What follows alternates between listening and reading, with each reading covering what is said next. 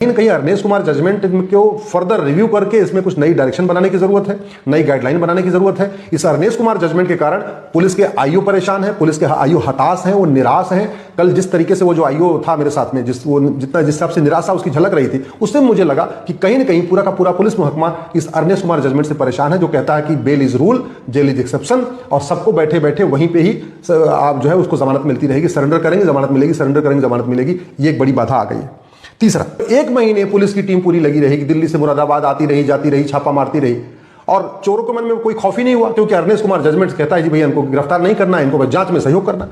तो भारत में जो चोरी बढ़ रही है, झपटमारी बढ़ रही है, लूट बढ़ रही है, वो इसलिए भी बढ़ रही है कि चोरों को पता चल चुका है कि अरनेश कुमार जजमेंट हमारे है, पहली बात तो हम पकड़े नहीं जाएंगे, और जब पुलिस पकड़ने वाली होगी हम जाके सरेंडर करेंगे, अरनेश कुमार जजमेंट दिखाएंगे, हमको हाथ यहाँ जमानत मिल जाएगी। ये पुलिस की बहुत बड़ी परेशानी है। तो कहीं जो बार बार सुप्रीम कोर्ट कहता है कि जमीन विवाद एक सिविल मैटर है, जमीन विवाद का हल थाने पे नहीं होना है बल्कि वो सिविल में होना है। इसका नतीजा ये हो रहा है कि भारत में सबसे ज्यादा जमीन विवाद के मुकदमे चल रहे हैं, और भारत में रोड एक्सीडेंट के बाद जो सबसे ज्यादा हत्या होती है वो जमीन विवाद में होती है।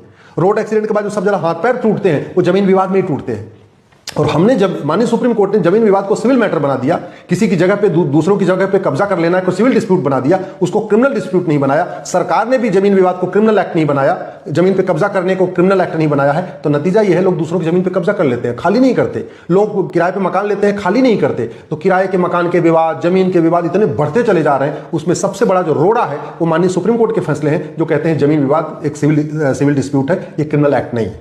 तीसरा, एक जो अभी मुझे पता चला कि पुलिस जो सबसे ज्यादा परेशान है वो अरनेश कुमार जजमेंट से परेशान है। मेरा मोबाइल फोन चोरी हो गया दीपावली पे, और उसकी जांच चल रही है। आईओ से मैं मिला, जहां पे चोरी हुआ था वहां का सीसीटीवी जाके देखा हमने आईओ के साथ। अब आईओ ने मुझे जो बात बताई, और ये कई पुलिस के लोग हमें बता चुके हैं, वो मैं आपको बताता हूं कि किस तरीके से पुलिस परेशान है इस अरनेश कुमार जजमेंट से।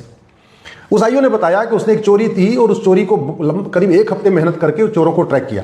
वो पता चला वो चोर मुरादाबाद के थे। दिल्ली की पुलिस मुरादाबाद तक गई, उनको पकड़ी, वहां पकड़ नहीं पाई, लेकिन गई वहां, उनको धमकी उमकी देके आई।